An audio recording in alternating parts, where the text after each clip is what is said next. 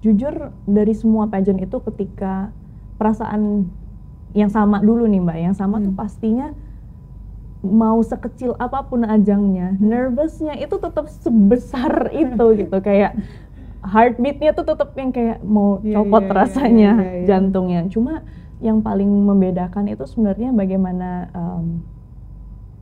confidence-nya di depan panggung itu beda ternyata ketika kita sudah benar-benar mungkin mencintai diri sendiri dan memahami, menerima kekurangan diri sendiri. Jadi ketika when I walk on the stage, I know aku punya kekurangan ini, aku punya kekurangan itu, tapi aku sudah bisa menerima itu gitu. Ketika kemarin terakhir mungkin di panggung tertinggi di Polandia, jadi udah istilahnya legowo gitu ya, udah legowo. Apapun yang terjadi terjadilah.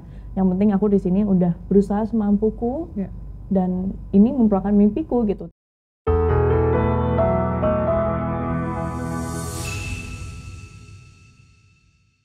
Halo Lovely People, senang banget bisa ketemu lagi sama saya Reza Broto Asmoro. Kali ini kita kedatangan seorang model, aktris, dan juga duta G20 tahun 2022 Indonesia, serta pemegang gelar kontes kecantikan Indonesia yang dinobatkan sebagai Putri Indonesia Pariwisata 2022. Ia juga adalah wakil pertama dari Jawa Timur yang dinobatkan sebagai Putri Indonesia Pariwisata. Selain itu juga dia mewakili Indonesia di Miss Supranasional 2022 di Polandia dan berhasil menempati posisi runner-up 3. Ayo kira-kira udah pada tahu belum siapa? Pas udah tahu lah ya jawabannya. Dinda Graciela, halo. Hai Marisa, thank you. Aduh kok kayaknya intronya banyak panjang banget prestasi kamu ya. Aku sampai bingung tadi bacainnya karena banyak banget numpuk-numpuk prestasinya. Tapi seneng banget sejak ketemu Dinda ini aku bisa ikut ke bawah muda loh. Jadi kita sempat jalan-jalan bareng ke Jogja, ya kan, sempat ngobrol-ngobrol karena Dinda ini vibes-nya positif banget, cantik banget, seneng ya ngeliatnya. Aku kirim kaca ya Mbak ya. Iya. Aduh ikut terbang. Oke. Dinda, segudang prestasi kamu itu tadi pasti pencapaiannya juga nggak singkat ya, penuh dengan perjuangan. Betul. Ya kan. Termasuk belakangan ini kan kita baru aja nih ngelewatin ada grand final dari pemilihan Putri Indonesia 2024. Ya. Ini adalah Putri Indonesia ke-27 yang diselenggarakan. Baru aja nih mungkin ada yang ikutan nonton tanggal 8 Maret 2024 lalu. Dan sempat ada vlog juga. Jadi kalau penasaran pengen lihat vlog aku di sana di malam final kayak apa, nonton aja ya. Jangan lupa ditonton sampai habis. Ada Dinda aku juga udah di tengah-tengah yang ada surprise-nya di situ. Ternyata wow, Dinda ikut partisipasi di malam hari itu ya kan. Menurut kamu gimana kesan pesannya selama mengikuti Grand Final Putri Indonesia tahun ini? Jujur Mbak, menurut aku kemarin itu the most grande secara produksi ya. Aku suka banget lightingnya, aku suka banget stage-nya, dan quality dari putri-putrinya itu loh Mbak, yang kayaknya kita ketika nonton itu nggak bisa berpaling dari panggung. Jadi seneng banget sih ngelihat pemilihan Putri Indonesia tahun ini. Setuju banget. Terus kayak udah panggungnya keren, kostumnya keren-keren, iya, ya kan, desainernya bagus-bagus banget bikin baju-bajunya, outfit-outfitnya. Terus mereka juga nggak ngebosenin gitu loh, pinter-pinter, cantik-cantik. Cantiknya diverse banget. Iya, ada yang memang cantik ala Sunda, cantik dari Jawa Timur, cantik dari Indonesia bagian timur juga banyak banget. Yes, gitu. Setuju gitu ya. Wah, terus kamu juga berpartisipasi lagi ya, keren banget. Siapa yang lihat performance-nya Dinda malam hari itu bawain itu jadi ini ya song timnya ya, tim songnya Putri Indonesia featuring, dan itu sebenarnya dibuat sama Mas Baim ya? Iya, jadi kalau nggak salah itu Mas Baim pertama kali menciptakan ini sebagai mungkin kontribusi Mas Baim sebagai putra Indonesia. Ketua suku kalau sebutannya mah. Mas Baim membuat ini terinspirasi dari of course ibu perinya sendiri. Istrinya ya, Kartika Sari Devi, tahun 2010 kalau nggak salah. Jadi ketika itu sudah ada sekitar 5 versi dari lagu ini Mbak. Jadi kemarin itu tapi pertama kali dibawakan lagi versi yang terbarunya. Oh gitu. Jadi rasanya ketika 2 tahun lalu berada di panggung yang sama ya Mbak ya. Terus tahun ini kembali ke panggung Putri Indonesia membawakan lagu Putri Indonesia itu rasanya, aduh, I'm very honored. Terima kasih Bu Putri, Bu Ajeng, Pak Mega atas kesempatannya. Tim SCTV, thank you so much. Iya, dan keren banget. Setuju dong ya, Lovely People semua yang kemarin ikutan nonton. Itu udah suaranya bagus banget, Dinda, cantik banget juga, bagus banget juga outfitnya, lancar lagi ya sepanjang. Lancar banget. Performance-nya juga keren banget. Aku ikut bangga dan ikut merinding loh. Aku teriak-teriak di bawah. Mbak Artika sebelah aku. Aku lihat sebelah kanan Mbak Artika ada Mbak Reza. Kita lihat kanan terus. Oke, sekarang nih pemilihannya terpilih dari wakil Jawa Barat. Jawa Barat kembali. Tata, itu Harashta Haifa ya namanya. Tata Jawa Barat. Tata Jawa Barat, karena ada 2 Tata. Ada 2 Tata soalnya, benar. Tata Bali, Tata Jabar. Nah, menurut kamu gimana nih pendapat kamu tentang sejauh mana kamu tahu tentang Tata Jabar ini gitu? Aku ingat banget Mbak, pertama kali aku melihat Tata dan aku merinding ketika ngelihat Tata itu ketika prelim. Oh iya. Jadi Tata itu, Tata Jabar ketika jalan di prelim menggunakan evening gown, itu rasanya aku nggak melihat dia sebagai gadis 20 tahun gitu. Sangat mature, bisa pembawaan dirinya, kontrol terhadap dirinya bagus banget. Jadi sangat layak sih menurut aku untuk menang. Jadi ketika malam final itu udah top 4-nya kepilih, siapa aja deh, keren-keren karena semua. Empatnya mewakili Indonesia juga di ajang internasional nanti. Meskipun sekarang kita belum tahu ya yang bakal mewakili ke ajang internasional mana aja, kita belum tahu ya. Di titik ini ketika kita syuting ini belum ya Mbak, mungkin nanti kalau misalnya udah launching mungkin sudah ada ya, sudah ada pengumumannya ya, udah ada bisik-bisiknya nih ya. Sebagai alumni Miss Supra ya, kayak udah ada bisik-bisik nih ya. Ngomong-ngomong gimana sih Dinda perjalanan karir kamu dari awal hingga sekarang? Sempat di modeling kah? Jadi awalnya itu Mbak, dulu aku itu kan lahir di Surabaya. Aku tinggal di Surabaya itu dari aku lahir sampai kelas 8, kelas 2 SMP. Lalu ketika kelas 2 SMP itu aku pindah ke Malang. Dari situ tuh baru aku belajar ikut sekolah modeling. Karena alasannya setiap minggu itu aku suka banget basket Mbak. Jadi ketika dipindah ke Malang itu aku tantrum ke ibuku. Aku tiap minggu pokoknya tetap harus latihan basket di Surabaya, dari Malang ke Surabaya nyetirin gitu. Sampai akhirnya ibu carikan kesibukan lain. Kamu ikut sekolah modeling gitu. Lah kok ternyata aku nyaman ketika sekolah itu. Sekolah namanya Color Models Inc. di Malang. Gurunya sebutannya, julukannya Panda. Jadi Panda merupakan orang pertama yang percaya ternyata aku tuh ada potensinya loh. Ternyata aku bisa dengan tubuh yang tidak semampai ini. Kamu kan tinggi banget tapi. Oh iya, kalau misalnya dibandingkan model-model pada umumnya gitu Mbak.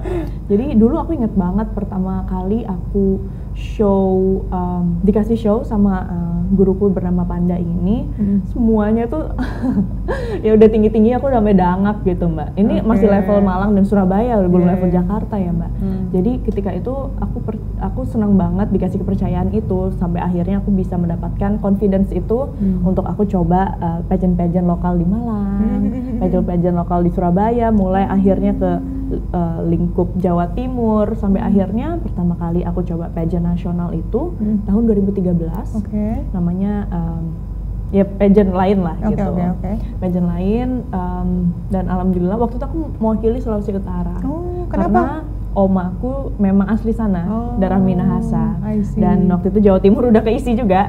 Jadi mewakilinya yang Jadi mewakili Sulawesi Utara di usia 17 tahun. Pertama kali aku ikut tahun 2013 itu, alhamdulillah juga memperoleh gelar second runner up sama sih gitu. Jadi semenjak itu yang aku tuh memang anaknya kompetitif dalam bidang basket itu, aku terus salurkan ke ikut Wajah Femina, ikut apa. Memang nggak ada yang lolos sih Mbak, cuma pada akhirnya aku terus menetapkan mimpi tertinggiku ya di Putri Indonesia gitu, karena aku percaya Putri Indonesia bisa jadi batu loncatan untuk karirku ke depannya. Aku mau jadi ini, jadi itu, jadi ini, jadi itu. Jadi aku mencoba Putri Indonesia di 2015. Pertama kali lulus SMA langsung daftar, nggak pakai pikir panjang, dikira gampang ya ikut Putri Indonesia. Aku kayak short minded banget kala itu. Terus? Jadi 2015 aku mencoba Putri Indonesia Jawa Timur, pastinya di rumah sendiri. Dan nggak lolos, nggak lolos ke nasional. Jadi di tahun 2015 itu juga aku gagal dapat scholarship, Mbak. Waktu itu aku pengen banget untuk bisa study abroad di Paris, ambil fashion management, itu gagal juga. Lalu aku beberapa kali juga gagal sebuah kompetisi lain, pageant lain gitu. Jadi 2015 merupakan tahun pembelajaran sih buat aku. Tapi aku inget banget di kala itu ibu sih bilang ke aku, kamu pokoknya sekali di sini gagal, kamu harus janji untuk terus coba sampai batas waktunya habis gitu. Contohnya Putri Indonesia, aku berjanji untuk terus nyoba lagi Putri Indonesia, tapi aku nggak ngisi tuh Mbak, di buku mimpiku tuh aku nggak mengisi tahun berapa. Tapi pokoknya aku akan mencoba. Harus achieve gitu ya. Ketika intuisinya itu datang gitu. Oh wow. Terus jadi, ini ya memang full support dari keluarga berarti ya? Iya, jadi selama aku ini ya. Bersyukur banget Mbak, alhamdulillah punya keluarga yang sangat suportif terhadap keputusanku untuk berkarir di bidang yang di keluarga aku ini belum ada sebelumnya gitu, karena keluarga aku sebenarnya backgroundnya pembalap Mbak.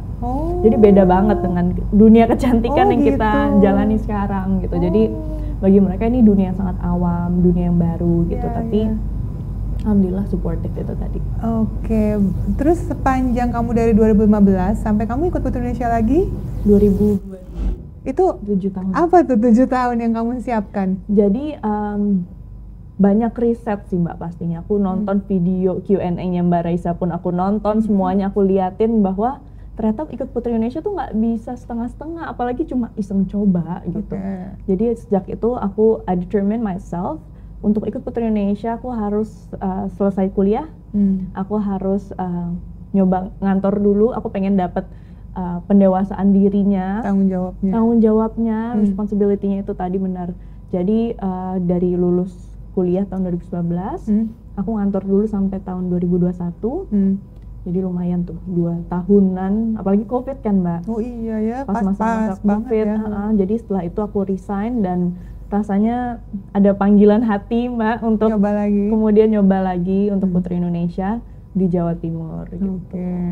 Akhirnya berhasil akhirnya. Alhamdulillah. Alhamdulillah. Apa yang dikatakan mama kamu tuh waktu itu begitu berhasil nih akhirnya bisa Putri Indonesia Jawa Timur, terus pariwisata, Miss Supranasional, gimana tuh? Apa yang dikatakan dia? Nggak banyak sih Mbak kata-kata dari ibu, tapi memang ibu tuh orangnya yang lebih kepada action gitu. Kayak beliau tuh selalu yang kalau misalnya aku udah kelihatan kantong matanya udah agak tebal gitu, beliau tuh langsung yang ambil minyak kayu putih, pijetin gitu. Jadi nggak banyak babi bu bebo, tapi memang bentuk act of service beliau kasih sayangnya itu. Ya. Aduh, terima kasih Ibu. Dan bangga banget pasti ya. Dan aku inget banget Mbak bahwa sampai aku di panggung Putri Indonesia yang kemarin itu, ibu dan omaku, ibu dari ibuku, itu nontonnya tuh di yang tribun atas Mbak. Yang mereka ikut teriak-teriak banget gitu. Jadi dari Putri Indonesia Jawa Timur itu oma juga ikut nonton, ibu ikut nonton. Jadi rasanya kemarin itu berjuangnya nggak sendirian sih. Kemarin tuh serasa berjuang bareng-bareng karena I have the best support system that I could ever ask gitu. Wah, seneng banget. Seru ya kalau full support dari sekitar gitu juga ya. Kamu ini kan udah berkompetisi berarti di banyak ajang ya, dari lokal daerah gitu ya, sampai ke nasional, internasional. Menurut kamu apa nih perbedaan yang signifikan di antara semua pageant itu? Jujur dari semua pageant itu, ketika perasaan yang sama dulu nih Mbak, yang sama tuh pastinya mau sekecil apapun ajangnya, nervousnya itu tetap sebesar itu gitu, kayak heartbeatnya tuh tetap yang kayak mau copot rasanya jantungnya. Cuma yang paling membedakan itu sebenarnya bagaimana confidence-nya di depan panggung itu beda ternyata. Ketika kita sudah benar-benar mungkin mencintai diri sendiri dan memahami menerima kekurangan diri sendiri. Jadi ketika when I walk on the stage, I know aku punya kekurangan ini, aku punya kekurangan itu, tapi aku sudah bisa menerima itu gitu. Ketika kemarin terakhir mungkin di panggung tertinggi di Polandia, jadi udah istilahnya legowo gitu ya, udah legowo. Apapun yang terjadi terjadilah. Yang penting aku di sini udah berusaha semampuku. Dan ini merupakan mimpiku gitu. Tapi mungkin ketika di panggung yang kecil seperti Putri Kartini di Malang dulu misalnya gitu, ya aku kala itu aku masih mencoba untuk menjadi versi cantiknya orang lain gitu. Berusaha memuaskan orang lain, berusaha memuaskan standar kecantikan yang ada di society kita sekarang. Tapi ya sekarang aku udah paham bahwa apapun yang sudah diturunkan garis takdirnya, ya itu udah yang terbaik buat aku. Wih, seru banget ya. Inilah tingkat kematangan dan kedewasaan yang dibawa dari berbagai pageant yang udah dibawa, dilakuin sama ini ya, Dinda ya. Momen karantina yang mana nih yang mungkin yang jadi pembelajaran kamu banget, dan adakah momen-momen yang nggak bisa terlupakan gitu sampai sekarang? Wah, karantina itu, aku merasa karantina itu momen terberat ya Mbak. Apalagi di Putri Indonesia. Putri Indonesia itu berat banget. Lebih berat daripada yang di internasional gitu rasanya. Banget, ya. Capeknya untuk menahan kantuk, menahan lelah, menahan pegel-pegel kegiatan. Benar gitu. Tapi ya di situ sih pembelajaran dan kita jadi tangguh kali ya Mbak di situ. Tapi kalau menurut aku momen paling nggak terlupakan dari karantina Putri Indonesia khususnya, itu tuh waktu itu aku ingat banget, ini mungkin udah H-4 final gitu. Dan itu ada kelas pembekalan terakhir dari kakak-kakak trio romansa, di mana itu ada Kak Ayuma, Kak Ayusa, sama Kak Jihan. Itu tuh merupakan kelas yang aku tunggu-tunggu, karena aku pengen tahu their insights. What do they talk about their reign? Karena mereka menjabat 2 tahun kan. Jadi ketika itu kok tapi rasanya tuh mata tuh lelahnya minta ampun Mbak Raisa. Jadi minyak kayu putih itu nggak lagi aku pakai di sini, aku pakai di tengah sini. Pedes ya? Pedes banget biar aku kayak, ya ayo bisa, yuk bangun yuk gitu. Dan itu sih yang pakai nggak cuma aku doang, tapi kanan-kananku juga. Jadi kita saling membantu satu sama lain. Waktu itu ada ketua kelasnya Kak Cinta Yuliasmi itu juga cubit aku dong, please cubit aku, kayak yuk kita bangun gitu. Itu sih salah satu momen yang mengesankan dan most memorable dari Putri Indonesia. Sampai segitunya ya. Sampai segitunya. Iya.